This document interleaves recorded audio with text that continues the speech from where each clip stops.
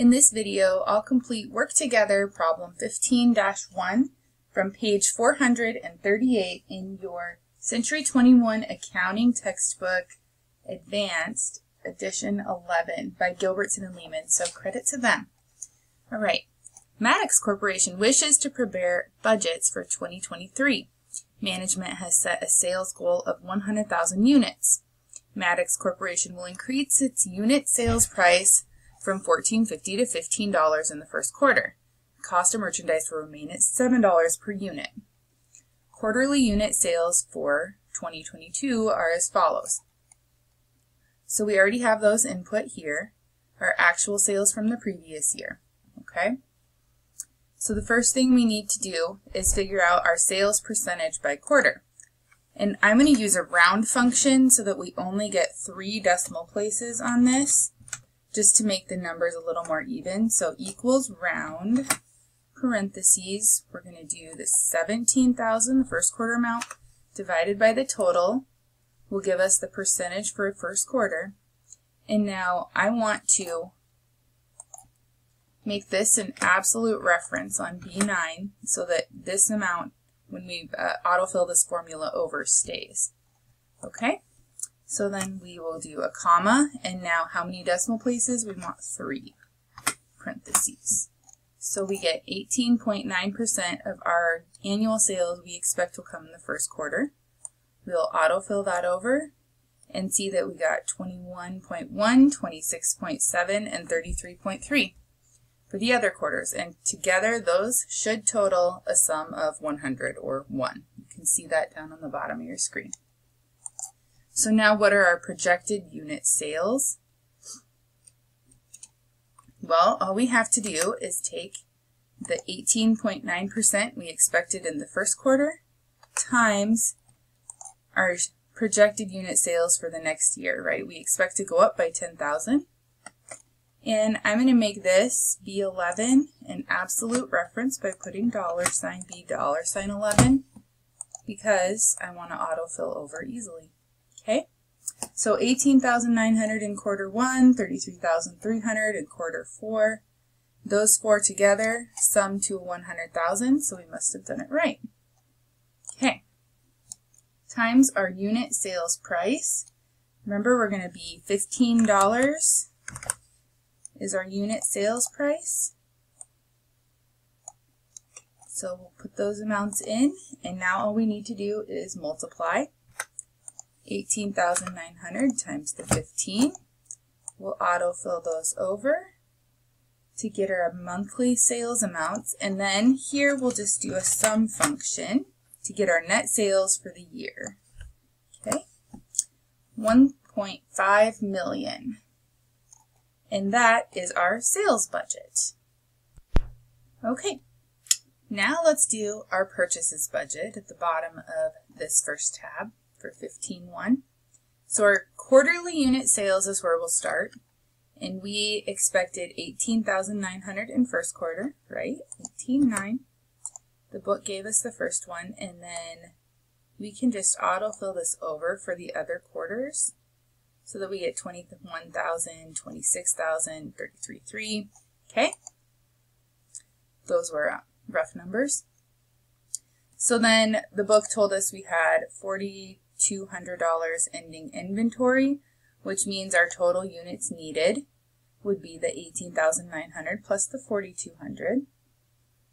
Okay, less our beginning inventory, which the book already gave us, 3,800, gives us purchases. We need to purchase 23,100 minus the 3,800 we already had. And our unit cost is $7, so it gets us to 135,100. Okay? So now we have to complete the other quarters. Ending inventory. The book gave us 4,200 for the first quarter, but what they tell us is that 20% of the next quarter's unit sales should be available in the prior quarter's ending inventory. And also they want amounts rounded to the nearest $10, right? So in order to find your ending inventory, the function would be equals, we have to use a round again to get it to be even, 20% of the next quarter's sales. So 20% of 21,100 times 20%, comma, and then if we want it to be to the nearest $10, the decimal place is -2. Okay, so that gets us to the 4,200 that the book gave us.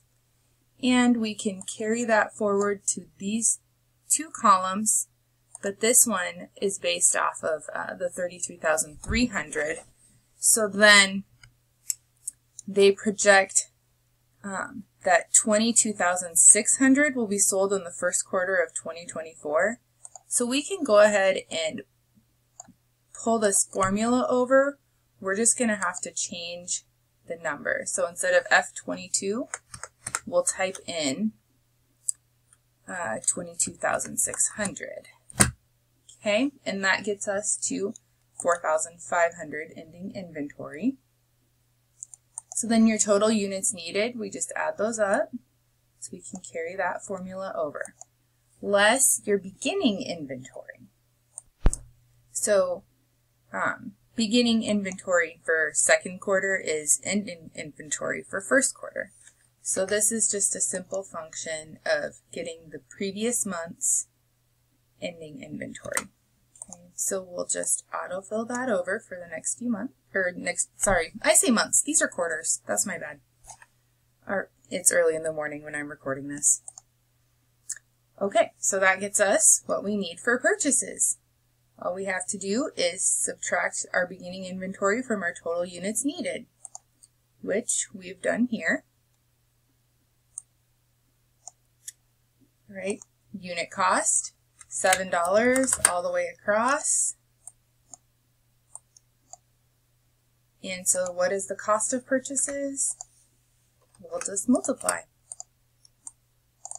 And there is our purchases budget, right? 217,700, 196,700, 155,400, 135,100. Because this is a budget, we're rounding these amounts, right? Which I did a round function up above. I've done a round function down here. It makes it a little more complicated than it probably felt like it needed to be, but it's okay to see those round functions and know how they work. So we have completed our sales budget for Maddox Corporation and our purchases budget. And the way that this chapter is going to work, all the work togethers are in the same workbook because they're all for this Maddox Corporation and they all work together. We'll be pulling some numbers from these in future problems. So you can go ahead and do the 15-1 on your own, and it's in a different workbook. Okay, good luck.